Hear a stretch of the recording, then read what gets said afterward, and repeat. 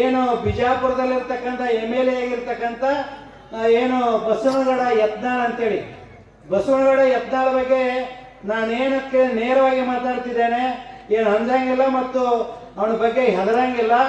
ಇವತ್ತು ಅವನಿಗೇನಾದರೂ ನಾಚಿಕೆ ಮರ್ಯಾದೆ ಇದೆ ಅಂತ ಕೇಳಿದಾಗ ನಮ್ಮ ಲಿಂಗಾಯತರ ಕ್ಷಮೆ ಕೇಳಬೇಕು. ಇಲ್ಲಿದ್ರೆ ಕರ್ನಾಟಕದ ಲಿಂಗಾಯತರು ಏನು ಮಾಡ್ತಾರೆ ಅಂದರೆ ಅವನನ್ನು ಇಲ್ಲಿಂದ ಓಡಿಸ್ತಕ್ಕಂಥ ಕಾರ್ಯಕ್ರಮವನ್ನು ಹಾಕೊಳ್ತಿದ್ದೇವೆ ಇವತ್ತು. ಯಾಕಂದರೆ ಸಾಮಾನ್ಯವಾಗಿರ್ತಕ್ಕಂಥ ವ್ಯಕ್ತಿ ಇವತ್ತು ಬಸವಣ್ಣ ಅಂದರೆ ಹಗುರವಾಗಿ ಮಾತಾಡಬಾರ್ದು. ಯಾರು ಬಸವಣ್ಣ ಬಗ್ಗೆ ಹಗುರವಾಗಿ ಮಾತಾಡ್ತಿದ್ದಾರೆ ಸ್ವಲ್ಪ ನಾಲ್ಗೆಯನ್ನು ಎಣ್ಕೆದ ಬಿಗಿಯಾಗಿ ಹಿಡಿದು ಮಾತಾಡಬೇಕು. ಇವತ್ತು ಏನೋ ಅವತ್ತು MLA ಇದ್ದಿರ್ಬೋದು, ನೀ ಏನೋ ಇವತ್ತು ದೊಡ್ಡ ಶ್ರೀಮಂತ ಇದ್ದಿರ್ಬೋದು, ಏನಾದರೂ ಇದ್ದಿರ್ಬೋದು, ನಿನ್ನ ಶ್ರೀಮಂತಿಕೆ ನಿನ್ನ ಏನು MLA ಏನಾಗ್ತದೆ ಅಂದರೆ ಅದು ಧಿಕ್ಕಾರ ಆಗ್ತದೆ. ಜನ ಏನು ಮಾಡ್ತಾರೆ ಅಂದರೆ ಇವತ್ತು ಕರ್ನಾಟಕದ ಪ್ರತಿಯೊಬ್ಬರು ಇವತ್ತು ದೀನರಾಗಲಿ ದಲಿತರಾಗಲಿ ಎಲ್ಲರೂ ಏನು ಮಾಡ್ತಾರೆ ಅಂದರೆ ಉಗಿತಕ್ಕಂಥ ಕೆಲಸ ಮಾಡ್ತಿದ್ದಾರೆ. ಅದಕ್ಕಾಗಿ ದಯಮಾಡಿ ಇವತ್ತು ಬಸವನಗೌಡ ಯತ್ನಾಳಲ್ಲಿ ವಿನಯದಿಂದ ಕೇಳ್ಕೊಳ್ತಿದ್ದೇನೆ.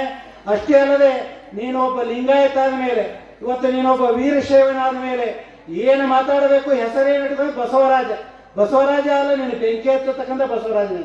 ಯಾಕಂದ್ರೆ ಅಂತ ಇವತ್ತು ಕನಿಷ್ಠವಾಗಿ ಮಾತಾಡ್ತೀಯಲ್ಲ. ಇವತ್ತು ಎಲ್ಲ ಕರ್ನಾಟಕದ ಎಲ್ಲ ಮಠಾಧೀಶರು ಖಂಡಿಸಿದ್ದಾರೆ. ಇವತ್ತು ಈಗಾಗಲೇ ಅಂತ ಕೇಳಿದ, ಅದಕ್ಕಾಗಿ ಬಸವನಗೌಡ ಯತ್ನಾಳದಲ್ಲಿ ಅಂತ ಕೇಳಿದಾಗ ನಾನು ಇವತ್ತು ಏನಂದ್ರೆ ಎದೆ ತಟ್ಟಿ ಹೇಳ್ತಿದ್ದೇನೆ, ನೀನು ಏನು ಮಾಡಬೇಕಂದ್ರೆ ಇವತ್ತು ಕರ್ನಾಟಕದ ಪ್ರತಿಯೊಬ್ಬ ಜನತೆಯನ್ನು ನೀವು ಕ್ಷಮೆ ಕೇಳಬೇಕು.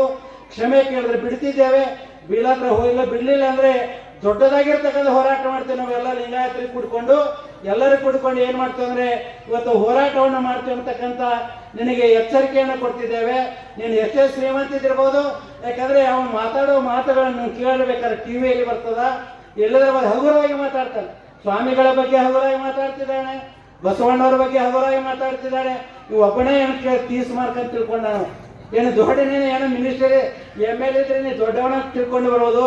ಇವತ್ತು ಸಮಾಜದಲ್ಲಿ ಕೇಳಿದಾಗ ಪ್ರತಿಯೊಬ್ಬ ಜನಾಂಗದವರು ನಿಮ್ಗೆ ಓಟಾಗಿ ಹಾರಿಸ್ತಿರ್ತಾರೆ. ನೀನು ಯಾರನ್ನು ಕೇಳಿದ್ರೆ ನೀನು ಒಬ್ಬನೇ MLA ಆಗಂಗಿಲ್ಲ. ನಿಮ್ಗೆಲ್ಲರೂ ಏನು ಮಾಡ್ತಾರೆ ಅಂದರೆ ಶರಣು ಸಲಗರ್ ಇರಲಿ, ನಮ್ಮ ಶೈಲೇಂದ್ರ ಇರಲಿ, ಎಲ್ಲರೂ ಏನು ಮಾಡ್ತಾರೆ ಅಂದರೆ ಓಟಾಗಿ ಯಾರಿಗೆ ಹಾರಿಸ್ತಿರ್ತಾರೆ.